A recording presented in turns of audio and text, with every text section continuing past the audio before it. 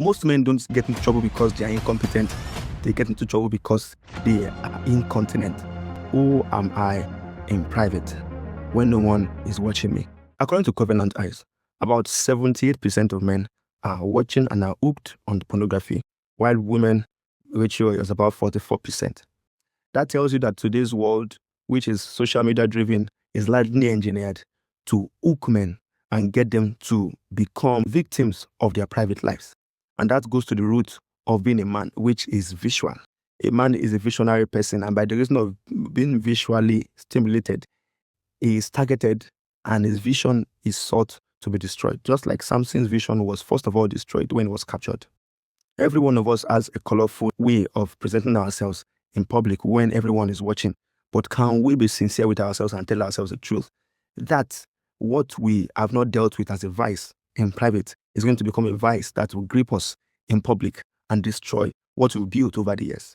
We've seen many men descend into infamy over the past few years because of private moral failings, whether in ministry, whether in politics, whether in sports. We've seen those who have gotten to the highest echelons of their career become reduced to the worst of the dregs of society, just because they did not pay attention to what they consumed in private, to what they did in private, because they allowed themselves reckless freedom, forgetting that true freedom is discipline, being able to control your predilections, being able to control your responses or your reactions to matters.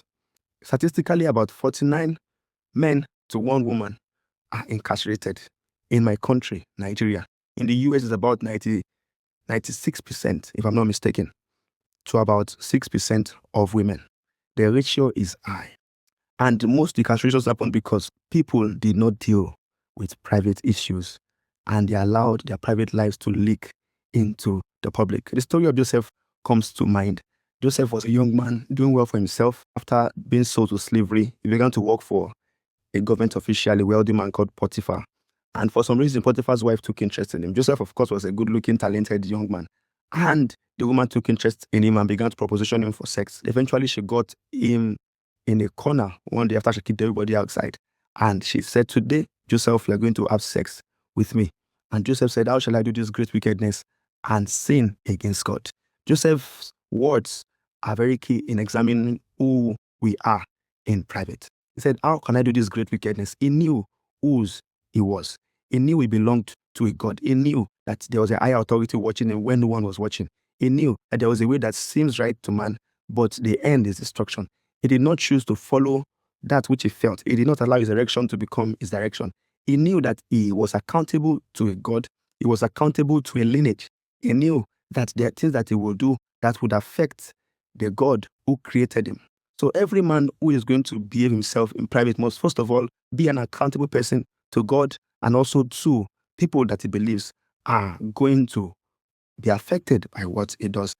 He was a man that was conscious of his identity. So I'd like to propose that the first reason why men don't behave themselves in private is because they've lost their sense of identity. And how do we gain this sense of identity back? It's by going back to the Word of God and discovering who we belong to, who we are, who God has created us to be. The command of God in the beginning was that we should be fruitful, multiply, replenish the earth, subdue it, and take dominion. A man's mandate is dominion, and there are things that kings don't do. The Proverbs 31 woman is usually touted everywhere, but we've forgotten that it began by talking about what a king should not do. A king should not become a wine bibber, a drunkard. A king should not give his strength to lose women. These things are things that an average person in royalty is taught, but because of the world in which we live in, where people want to be free, people believe that it is a free for all. They just live anyhow. Most men don't get into trouble because they are incompetent. They get into trouble because they are incontinent.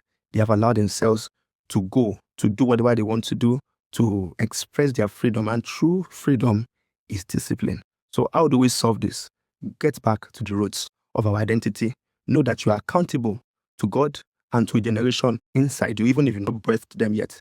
There are people who are going to read your story and they are going to be inspired when you show a sense of dedication. The Joseph story ended beautifully. At that point, he was arrested. He went to jail for a long time. It seemed like he was going to be ended in the prison, but one day he was called out to interpret a dream and he became the prime minister of the greatest civilization on earth at that time. Anything we don't deal with in private is going to deal with us in public. And whatever we deal with in private is going to become a source of celebration in public. So what is our take home here? Who you are in private is a matter of, first of all, discovering who you are, and then knowing that there is no point in your life where you'll not be held accountable for your decisions, be it by speech or by action. We are moving men, and we have somewhere that we're going to. We're men of vision, of valor, of excellence, of resilience, and of service. We are building the man. And when you build a man, you build a society. I look forward to hearing your thoughts. How did you overcome a private temptation? How did you overcome that private thoughts that almost crept into your behavior? How did you become who you are today? And if you failed, how do you intend to become better and begin to move from the place of failure into the place of progress? Failure is an event, not a destination. I look forward to hearing from you. My name is Samuel Akinabi, and I'll see you in the next one.